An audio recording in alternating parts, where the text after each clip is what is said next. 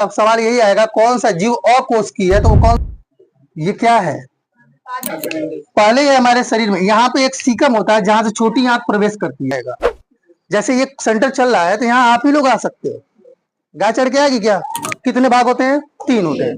एक हो गया आपका कोशिका भित्ति, एक हो गया आपका क्या, ये दो अम्ल मिल के ही किसको बनाते हैं? कुछ समझ में आ रहा है? ये अमीनो न्यूक्लिक अम्ल के कितने भाग होते हैं? 2। कोशिका झिल्ली के अंदर फैला हुआ पोर्शन है, उसमें 2 भाग है। एक राइबोसोम 2 टाइप्स होते हैं, 70 और 80। ठीक है ना? कोशिका को कितने भागों में बांटा जा सकता है? अगर अगर हमारे शरीर में कहीं भी अगर लाइसोसोम्स हमारे शरीर में होता ही नहीं, सबसे बड़ी चीज है। क्लोरोप्लास्ट की वजह से फोटोसिंथेसिस नहीं होता है, क्लोरोफिल की वजह से होता है। देखिए तो इसका अस्तित्व तो खत्म ही नहीं हुआ, यही यहाँ पर भी है। आगे चल के फिर डिवीजन करेंगे, ठीक है ना? इसीलिए अमीबा को अमर बोला गया है। इसको एक कोशिकीय जीव ना मान के अकोशिकीय जीव बोला गया है। अकोशिकीय ऐसा माना गया कि इसकी कोशिका एक कोशिका भी नहीं है। ठीक है ना? कभी देखिएगा लिखा सवाल यही आएगा कौन सा जीव अकोशिकीय है, तो वो कौन सा है?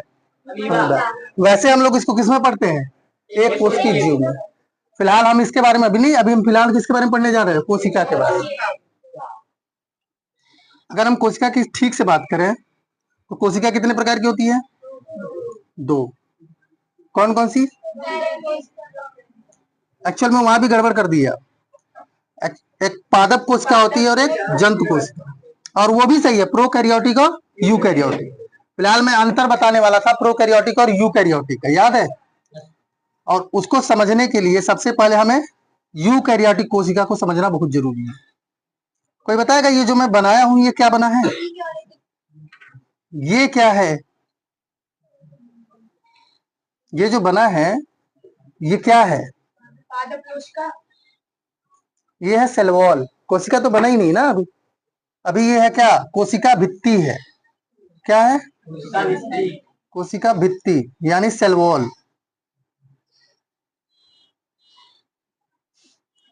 सेल वॉल किसका बना होता है? सेल वॉल किसका बना होता है? कल ही बताया था, जो हमारे उसी दिन बताया था कि जो हमारे शरीर में डाइजेस्ट नहीं होता, सेलुलोस। फार्मूला क्या है सेलुलोस का? C6H10O5 का होल एन। किसका है? सेलुलोस। पहले ये शरीर में हमारे डाइजेस्ट होता था, ठीक है ना? अवशेषी अंग के बारे में बताया था मैंने, 5 होते हैं अवशेषी अंग हमारे शरीर में। कितने होते हैं? 5। जिसमें हमारे शरीर में एक है बड़ी आंत में। आंत कितने प्रकार की होती हैं? 2। कौन कौन सी है?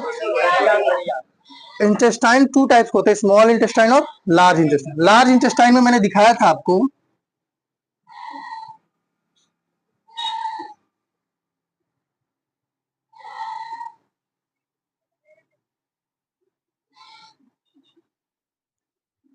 ये दिखाया था ना मैंने। ये है अपेंडिक्स। कौन है? पहले ये हमारे शरीर में यहाँ पे एक सीकम होता है जहां से छोटी आंत प्रवेश करती है। समझ में आ रहा है? लगभग 6 मीटर लंबी होती है। कितनी मीटर लंबी होती है? 6 मीटर। ठीक है ना? एब्जॉर्प्शन सारा यही होता है। एब्जॉर्प्शन समझते हैं, वो बाद में बताएंगे, डाइजेस्टिव सिस्टम में बताएंगे। फिलहाल ये जान लीजिए कि पहले ये अपेंडिक्स हुआ करता था जो हमारे शरीर में किसका पाचन करता था? ये तब जब हम घास फूस खाते थे तब, लेकिन अब हमारे शरीर में इसका डाइजेशन नहीं होता। ठीक है ना? यानी कोशिका भित्ति किसकी बनी होती है? सेलुलोज की बनी होती है। इसको बोलते हैं प्लाज्मोडेस्मेटा। क्या बोलते हैं? प्लाज्मोडेस्मेटा। प्लाज्मोडेस्मेटा का काम होता है कि जो चीजें इस कोशिका से दूसरे कोशिका में जानी चाहिए वो चली जाए, उसके लिए होता है। पारगम में होता है, सेमी पारगम में। समझते? सेमी पेरिमेबल। असल बात एक पढ़ा हुआ आपने पारदर्शी, सुना है? एक होता है अपारदर्शी और एक होता है पारभासी। पारभासी। और एक होता है सेलेक्टिव पेरिमेबल। सेलेक्टिव पेरिमेबल मतलब जिसको हम चाहेंगे वही अंदर आएगा। जैसे ये सेंटर चल रहा है तो यहाँ आप ही लोग आ सकते हो। गाय चढ़ के आएगी क्या? ये सेलेक्टिव पेरिमेबल है। समझ में आ रहा है? यानी हम जिसको चाहेंगे वही अंदर आएगा, जिसको चाहेंगे वही बाहर जाएगा। अब सवाल हो गया कि हमको ये पता चल गया इसको सेल वॉल बोलते हैं। क्या बोलते हैं हम इसको? सेल वॉल, जिसको हिंदी में कोशिका भित्ति बोलते हैं, जो किसका बना होता है? अब सवाल ये इसको क्या बोलते हैं? इसके नीचे एक लेयर होती है जिसको सेल मेम्ब्रेन बोलते हैं। क्या बोलते हैं? Cell membrane. कोशिका झिल्ली, क्या बोलते हैं? कोशिका झिल्ली। ध्यान दीजिएगा, थोड़ा सा कॉम्प्लिकेटेड होता जाएगा, अगर आप यहां समझ जाएंगे तो कोई दिक्कत नहीं होगी। जैसे क्या है कि सेल वॉल, जैसे दीवार है, दीवार चलिए दीवार के ऊपर प्लास्टर कराया ना आपने, सेम टू सेम वही है कि कोशिका झिल्ली होती है जो जस्ट सेल वॉल के कहां होती है? नीचे होती है। जंतु कोशिका में ये सेल वॉल ना होकर क्या होती है? कोशिका झिल्ली होती है, ठीक है ना। अब ध्यान दीजिए, अब इसके अंदर का जो पूरा पोर्शन बचता है इसको हम लोग क्या बोलते हैं? जीव द्रव्य। क्या बोलते हैं? ठीक है ना, ये तो पॉइंट क्लियर है। इसको बोलते हैं प्रोटोप्लाज्म।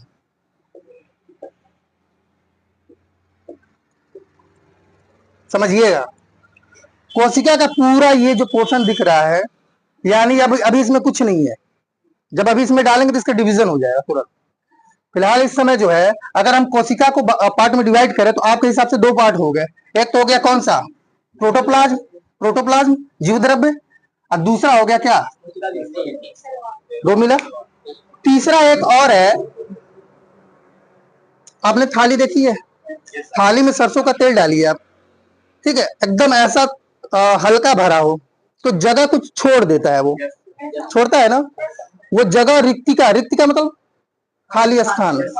इसमें भी रिक्तिका होती है क्योंकि ये बुजुर्ग है ना, मैंने बताया था ना, यूकैरियोटिक कोशिकाएं जो होती है ये पौड़ होती है, पौड़ मतलब बुजुर्ग होती है। समझ में आ रहा है? तो इसमें खाली जगह बन जाता है। क्या बन जाता है? अब ये छोटे छोटे थे, हम एक जगह ज्वाइन करते हैं इसको, इसको बोलते हैं हम लोग रिक्तिका यानी वैक्यूल। रिक्तिका अंग्रेजी में बोलते हैं वैक्यूल, ठीक है ना। ध्यान समझिएगा। अब कोशिका के कितने डिवीजन हो गए? तीन। कोशिका के कितने भाग होते हैं? तीन होते हैं। एक हो गया आपका कोशिका भित्ति, एक हो गया आपका क्या? जीव द्रव्य, और एक हो गया रिक्तिका, ठीक है ना। हमको जो मेन चीज पढ़ना है इसमें, उसमें किसको पढ़ना है? क्योंकि ये तो खत्म हो गया। रिक्तिका में दो पार्ट्स होते हैं, टोनोप्लास्ट होता है, सेल सैप होता है, तो वो खत्म। जैसे ये है ना, ये बॉर्डर इसका वॉल, ये वॉल है ना, इसको बोलते हैं टोनोप्लास्ट। क्या बोलते हैं? टोनोप्लास्ट। इसकी हिंदी भी टोनोप्लास्ट है, ठीक है ना, टोनोप्लास्ट। और इसको बोलते हैं सेल सैप, ठीक है जी, पॉइंट क्लियर है ये। मतलब जो बीच का पोर्शन उसको क्या बोलते हैं? Cell sap. और ये क्या है आपका? अच्छा, प्रोटीन की इकाई मैंने बताई थी, कोई बताएगा इकाई क्या होती है? बताया था मैंने, बेसिक यूनिट। जैसे इस दीवार की बेसिक इकाई क्या है? ईट है। ऐसे ही प्रोटीन का जो निर्माण होता है, हर चीज का एक इकाई होती है कि किससे वो बना तैयार हुआ है। तो सबसे पहले हम बात करेंगे प्रोटीन। प्रोटीन की इकाई होती है अमीनो अम्ल। क्या होता है? अमीनो अम्ल। यानी अमीनो अम्ल मिल के ही किसको बनाते हैं? कुछ समझ में आ रहा है? ये अमीनो NH2 होता है। क्या होता है? NH2। अम्ल होता है COOH, ठीक है ना। एक होगा R और एक होगा H। ये फार्मूला जो जनरल फार्मूला है किसका है? अमीनो अम्ल।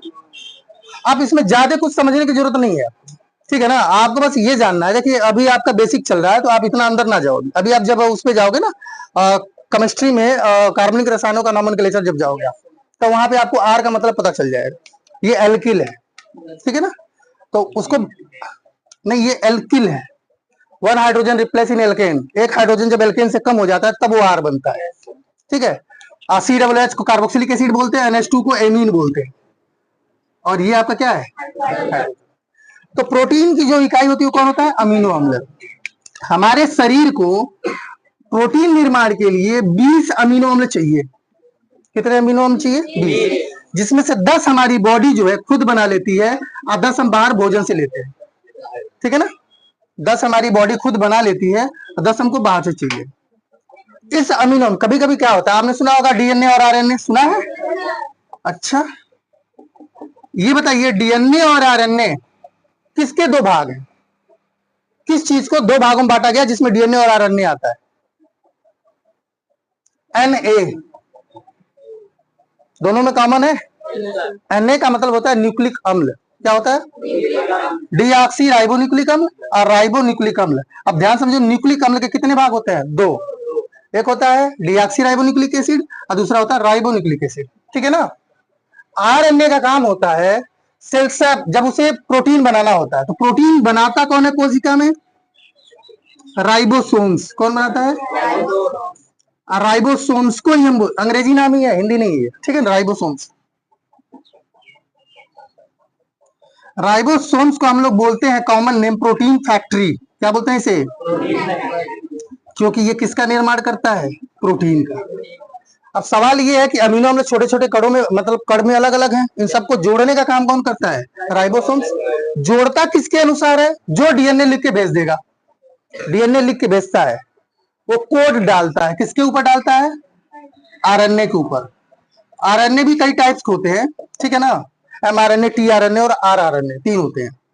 M R T small letter का होता है, आरएनए, आरएनए और आरएनए, ठीक है ना।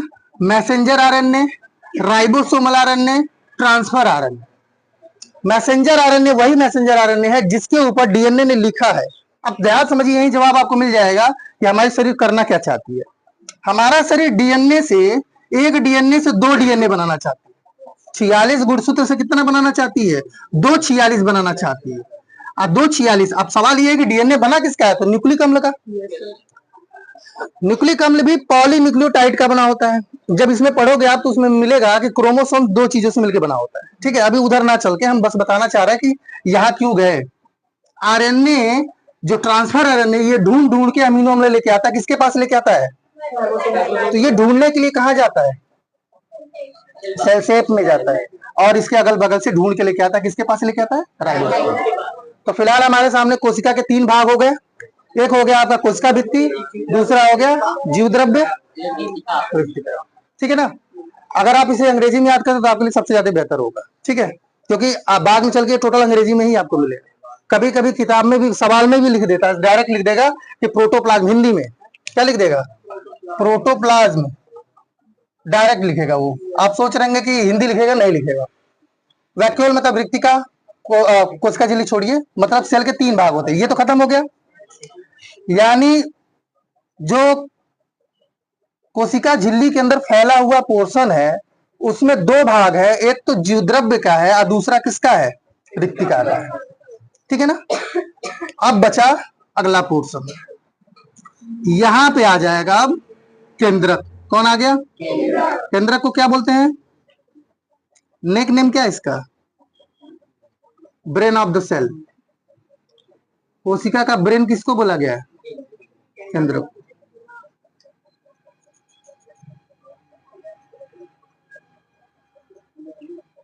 अब ये जो मैं बना रहा हूं इसका भी काम है, फिलहाल इसके ऊपर चढ़ गया, अब इसको कंफ्यूज मत होइए, ठीक है। इसको बोलते हैं endoplasmic reticulum. Endoplasmic reticulum. Reticulum मतलब होता है जालिका। क्या होता है? जालिका। एंडो मतलब क्या होगा? अंतः। एक्सो मतलब क्या होता है? बाहर। आपने कछुआ छाप लिया होगा, मैक्सो, वो एक्सो जो वर्ड है, मच्छर को जो बाहर भेजते हैं, ऐसे ही वर्ड है ये एंडो, अंतः। इसका होता है प्लाज्मिक, देखो आ गया, द्रव्ययी आ गया ना, अंत प्रद्रव्ययी, प्रद्रव्ययी जालिका इसकी हिंदी है। हाँ, ये भी दो प्रकार की होती है, अभी बताता हूं मैं, फिलहाल समझने की कोशिश करते हैं इसे। इसको बोलते हैं हम न्यूक्लियर मेम्ब्रेन। क्या बोलते हैं? न्यूक्लियर मेम्ब्रेन, यानी केंद्रक, सॉरी क्या बोलेंगे इसको? केंद्रक। हाँ, केंद्रक झिल्ली। क्या बोलते हैं? केंद्रक, केंद्रक झिल्ली, न्यूक्लियस मेम्ब्रेन, ठीक है ना। इसमें इसको बोलेंगे आउटर मेम्ब्रेन और इसको बोलेंगे इनर मेम्ब्रेन। और इसके ऊपर आप देखे होंगे फिगर में अगर ठीक से, तो इस पे ऐसे ऐसे बने रहते हैं, ये राइबोसोम्स हैं। क्या है ये? राइबोसोम्स। राइबोसोम्स दो टाइप्स होते हैं, 70 और 80। यस। हाँ, एस का मतलब क्या है? एस का मतलब क्या है? एस उसका यूनिट है जिसे सेप्टबॉर्ग बोलते हैं। क्या बोलते हैं? सेप्टबॉर्ग। कोई भी टॉपिक छूटना नहीं चाहिए। अगर मान लीजिए आज हमको नहीं पता होगा तो हम कल आज बता देंगे, लेकिन हर टॉपिक को पूछना। इसमें अगर देखा जाए तो दो जो है प्रद्रव्ययी जालिका दिखते हैं, दो टाइप्स के। एक पे ये दाने लगे रहते हैं, यानी राइबोसोम्स लगे रहते हैं, और एक पे राइबोसोम्स नहीं लगा रहते। जिसमें लगा रहेगा वो आपको देखने में रफ नहीं लग रहा है, आप समझते ना, खुरदरा लग रहा है ना। और ये कैसा दिख रहा है, सपाट, तो इसका हिंदी होगा सपाट अंतःप्रदबी जलिका। इसका होगा क्या, खुरदरा अंतःप्रदबी जलिका।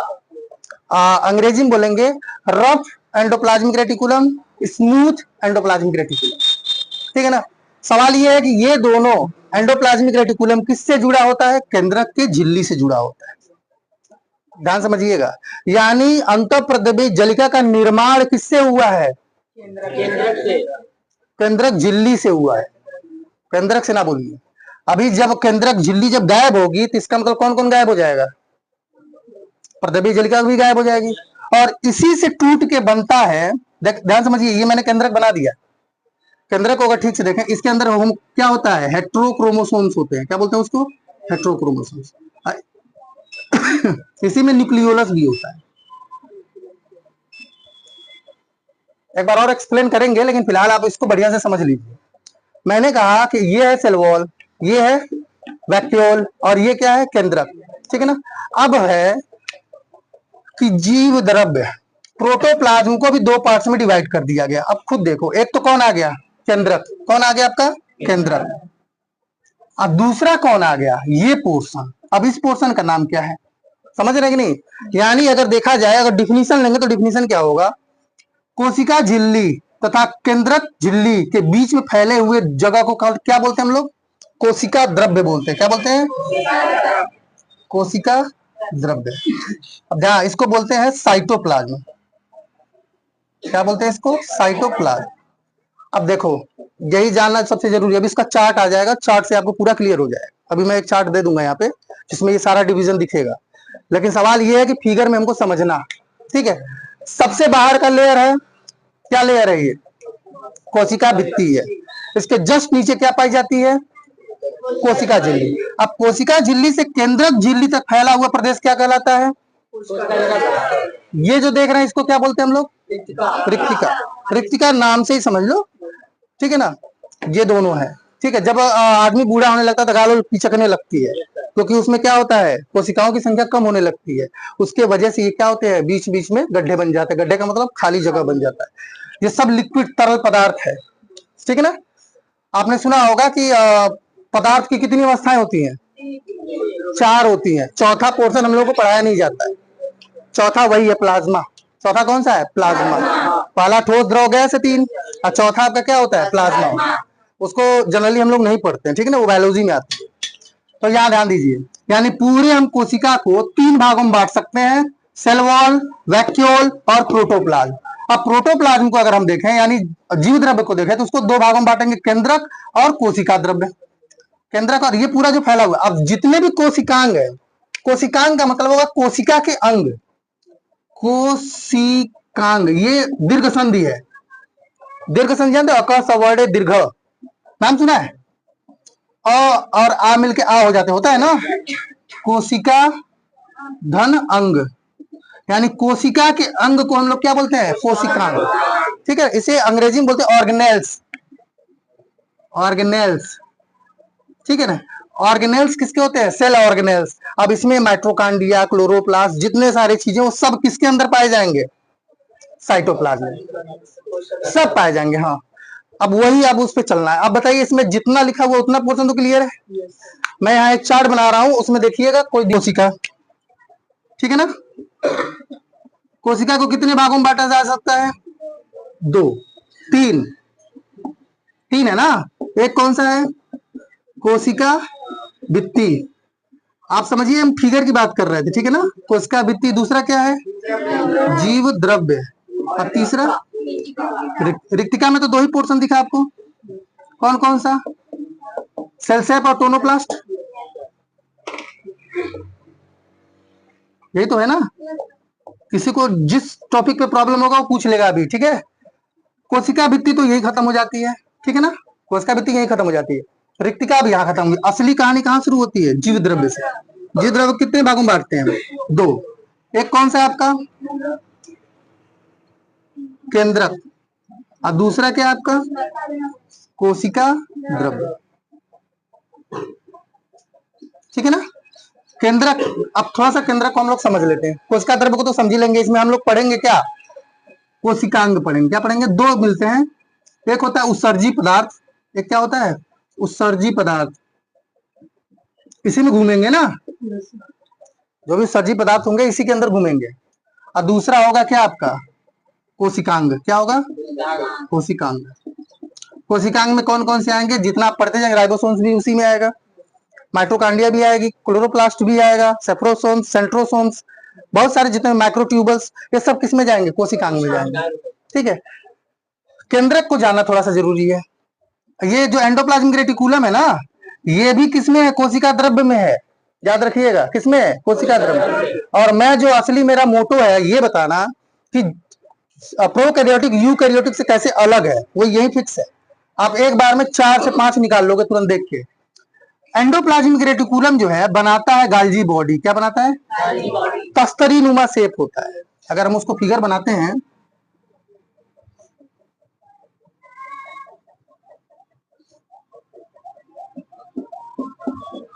देखा है कभी ऐसे? ये डबल लेयर का होगा, क्योंकि ये कैसे है? डबल लेयर का है ना, केंद्रक झिल्ली से। ये आपका है गाल्जी बॉडी,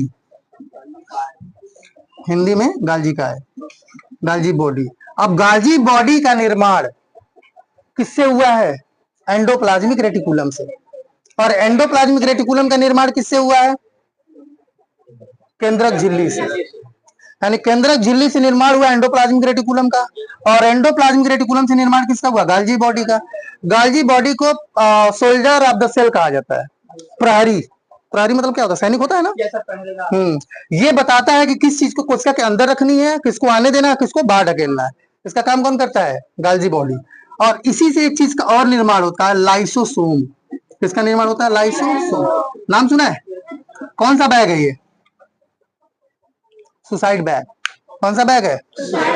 लिखवाया था मैंने, कापी चेक कर लीजिएगा। इसको बोलते हैं सुसाइड बैग। छोटा छोटा सा पैकेट होता है, इसमें एंजाइम्स होते हैं। क्या होते हैं? एंजाइम्स। और एंजाइम्स का काम होता है डाइजेस्ट करना। कभी आपने सोचा है बकरा मुर्गा खा लिया, हाँ, वो भी तो मांस का ही बना है, हमारी बॉडी उसको डाइजेस्ट कर दे रही है, तो हमारे यहाँ तो अतड़ियों को क्यों नहीं डाइजेस्ट कर दे रही है? क्योंकि हमारे शरीर के अंदर जो गुहा बोलते हैं, ल्यूमेन गुहा, सब गुहा होती है ना, जिस पाइप, उसके चारों तरफ म्यूकस की लेयर होती है, जिससे हमारे अंदर के जो केमिकल है उसका प्रभाव उस पर नहीं पड़ता है। ठीक है ना, ध्यान समझिएगा। उसके बारे में भी आप डाइजेस्टिव सिस्टम में पढ़ेंगे। लाइसोसोम्स, अगर अगर हमारे शरीर में कहीं भी अगर लाइसोसोम्स, हमारे शरीर में होता ही नहीं, सबसे बड़ी चीज है, प्लांट में होता है, कुछ जीवों में होता है। और लाइसोसोम्स की बात करें, अगर ये फट जाए तो इसमें होता है एंजाइम, ये अपनी सेल को ही पचा डालेंगे। किसको पचा डालेंगे? अपने सेल को ही। बहुत हंसी आ रही है, हंसने पे कितनी हड्डियां काम करती हैं? चेहरे पे कितनी हड्डियां काम करती हैं हंसने पे? 14। अगर 15 ना बनाना हो तो शांत रहो, थोड़ा ध्यान दो इस पे। 14 हड्डियां काम करती हैं चेहरे पे। अब ध्यान समझिएगा, अगर हम केंद्रक झिल्ली को गायब कर दें, केंद्रक झिल्ली को गायब कर दें, तो क्या क्या गायब हो जाएगा? पहला, केंद्रक झिल्ली गायब हो गई। दूसरा, एंडोप्लाज्मिक रेटिकुलम गायब होगा। तीसरा, गाल्जी बॉडी गायब होगी। चौथा क्या गायब हुआ? आपको नहीं दिख रहा है? और जब मैंने कहा था कि डबल लेयर मेम्ब्रेनस प्रोकैरियोटिक में नहीं होते, बताया था, प्रोकैरियोटिक यूकैरियोटिक बताया था ना। प्रोकैरियोटिक में डबल लेयर वाले नहीं होंगे। तो जब डबल लेयर वाले नहीं होंगे तो केंद्रक झिल्ली होगी? नहीं होगी। जब केंद्रक झिल्ली नहीं होगी तो कौन नहीं होगा? एंडोप्लाज्मिक रेटिकुलम नहीं होगा। और जब एंडोप्लाज्मिक रेटिकुलम नहीं होगा तो गाल्जी बॉडी नहीं होगी। और यहाँ पे जो राइबोसोम्स का टर्म बनाता है 70 यस और 80 यस। प्रोकैरियोटिक में 70 होता है, प्रोकैरियोटिक में, और यूकैरियोटिक में क्या होता है? 80। और आप यही समझ सकते हैं 70 नंबर किसको देंगे, 80 नंबर किसको देंगे? जो बड़ा होगा उसको 80 देंगे, जो छोटा होगा क्या देंगे? 70। यूकैरियोटिक में क्या होगा? 80 यस होगा, और प्रोकैरियोटिक में क्या होगा? 70 यस। कितने अंतर निकल गया आपके सामने? उसके बाद देखो, अभी मैं माइटोकांड्रिया का फिगर बनाऊंगा, अब इसमें छोटा सा बनाऊंगा कहीं। किसका? एस शेप्ड बॉर्ग होता है। एक्चुअल में क्या होता है, इसके 2 पार्ट्स होते हैं, राइबोसोम्स के 2 पार्ट्स होते हैं। ऐसे बनता है राइबोसोम। इस टुकड़ों को तोड़ के जब हम डालते हैं, उस मशीन होती है उसमें, जो ठीक है, उसमें जब ये जाके जिस पे चिपक जाए, और वो चिपकता है, उसका नाम ही रख दिया गया साइंटिस्ट के नाम पे, सेप्टबॉर्ग। ठीक है ना, उसी के लिए इसका क्या रखते हैं? यस रखते हैं। इसको भी क्या रखते हैं? यस रखते हैं, बस और कुछ नहीं है यहाँ पे। अब ध्यान समझिएगा, अब मैं बताने जा रहा हूँ, यहां तक तो समझ में आ गया आपको, ये जो बना चार्ट समझ में आ रहा है, आप इसे नोट डाउन कर सकते हैं, ठीक है, हो गया। आगे बढ़ना है, मिटा दें इसे, चलिए ध्यान दीजिए।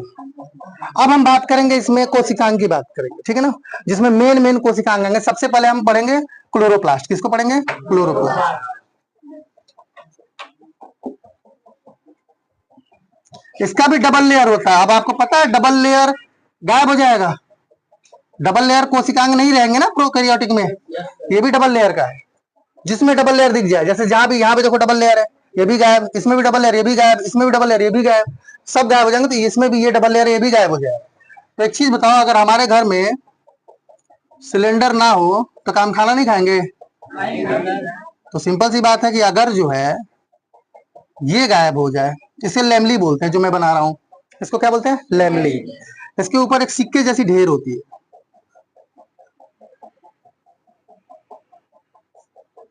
ऐसे जुड़े होते हैं ये, यही जो है फोटोसिंथेसिस करता है, प्रकाश संश्लेषण, ठीक है, इसके अंदर होता है। अब इसके अंदर हम अभी जाएंगे नहीं, बहुत जूम करके जाना पड़ेगा, जरूरत पड़ेगी तो उसको भी कर देंगे। जहां पे आपको क्लोरोफिल दिखेगा, अभी तो ये क्या है? क्लोरोप्लास्ट है, ये क्लोरोप्लास्ट है, लेकिन क्लोरोप्लास्ट के अंदर होता है क्लोरोफिल, ठीक है ना। ये आपके सामने लेमली, इसमें एक्सटर्नल डीएनए होते हैं, इसको क्या बोलते हैं? एक्सटर्नल डीएनए, ठीक है। एक्सटर्नल डीएनए मैंने बताया था सिर्फ दो में होता है, कौन? किसमें किसमें? माइटोकॉन्ड्रिया में और क्लोरोप्लास्ट में, दो ही में होता है। अब क्यों होता है ये भी पिछली क्लास में बताया था मैंने, बताया था? नहीं बताया था? क्योंकि ये डिवीजन करते हैं, कोशिका के अंदर रहकर भी क्या करते हैं? ये डिवीजन करते हैं। कब करते हैं? जब सेल डिवीजन के लिए जाती है, जब सेल जो है पूरी विभाजन के लिए जब जाती है, तब यही सब तो काम करते हैं। माइटोकॉन्ड्रिया काम करती है, और कौन काम करता है? हरित लवक। तो इस खुद जब डिवीजन नहीं लेंगे तो इसका भोजन ज्यादा बनाएंगे नहीं, ज्यादा ऊर्जा बनाएंगे नहीं, ज्यादा ऊर्जा नहीं बनाएंगे तो इसका डिवीजन कैसे हो? ठीक है, हम एक घर से दो घर बनाना चाहते हैं तो पैसा कमाना पड़ेगा ना, तो दो घर बनाने के लिए, पैसा बनाने के लिए क्या करता है? इसके लिए क्या होता है? फोटोसिंथेसिस ही तो है। फोटोसिंथेसिस से क्या बनाएगा? फोटोसिंथेसिस से क्या बनता है बताइए जरा तो। उस दिन का रिएक्शन का इनकम्प्लीट था। जड़ों द्वारा अवशोषित क्या होता है? वाटर। जड़ों द्वारा अवशोषित जल, वायुमंडल से लिया गया कार्बन डाइऑक्साइड, और किसकी उपस्थिति में? सनलाइट। और क्या होना चाहिए? क्लोरोफिल। आपको याद है ना, क्लोरोफिल वर्ड लिखते हैं। क्लोरोप्लास्ट की वजह से फोटोसिंथेसिस नहीं होता है, क्लोरोफिल की वजह से होता है, ठीक है ना। और बनता है C6H12O6, ग्लूकोज बनता है, प्लस क्या बनता है? वाटर, ठीक है। अब ध्यान से देखिए इसको, बैलेंस करते हैं। हाइड्रोजन कितना है यहाँ पे?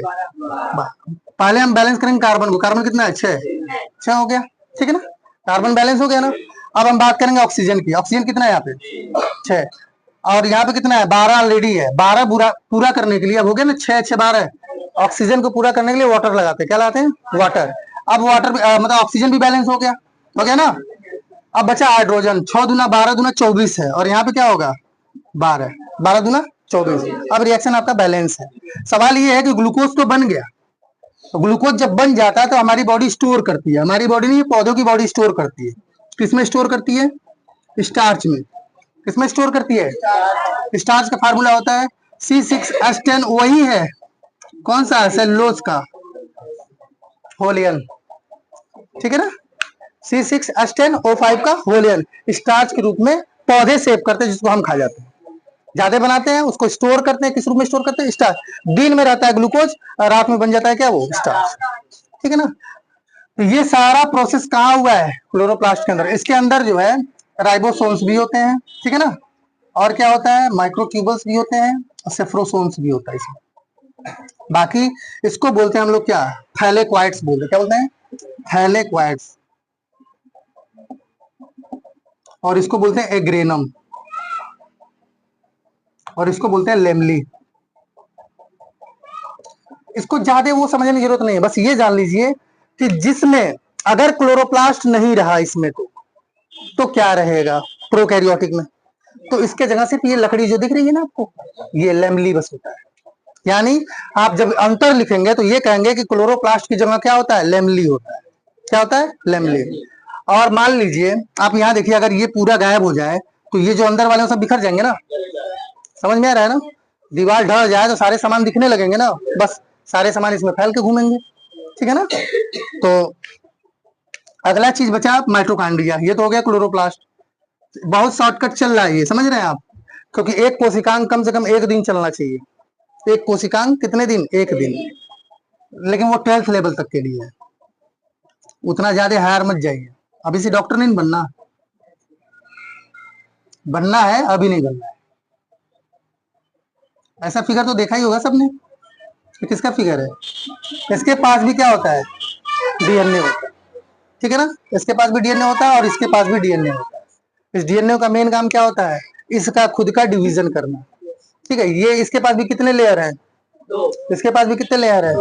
अगर माइटोकॉन्ड्रिया एब्सेंट हो जाएगा तो प्रोकैरियोटिक में क्या कुछ पाया जाएगा ना, उसका नाम है ऑक्सीसोम। क्या नाम है? ऑक्सीसोम। इसको समझिएगा, होना तो चाहिए। मान लीजिए कि हमारे घर नहीं चरपहिया गाड़ी होगी, साइकिल तो होगा ना, हमारे घर नहीं सिलेंडर होगा, चूल्हा तो होगा ना, यानी क्या हम जिंदा नहीं रहेंगे? तो प्रोकैरियोटिक और यूकैरियोटिक के पास अंतर जरूर है, लेकिन कोशिकांग मौजूद होंगे, उसके जगह न कुछ होगा, ठीक है ना। अब सारे ऑर्गेनेल्स इसी के अंदर आ जाएंगे सब, और बाकी कुछ इसमें जाना नहीं है। बताइए कोशिका में फिगर में कोई दिक्कत है? इतना तो आप लोगों के लिए बहुत बड़ा है, इतना ही तैयार कर लीजिए। बहुत बड़ी चीज है कि कोशिका 2 प्रकार की होती है, प्रोकैरियोटिक और यूकैरियोटिक। और ये जो कोशिका है, कौन सी कोशिका है? यूकैरियोटिक, ठीक है ना।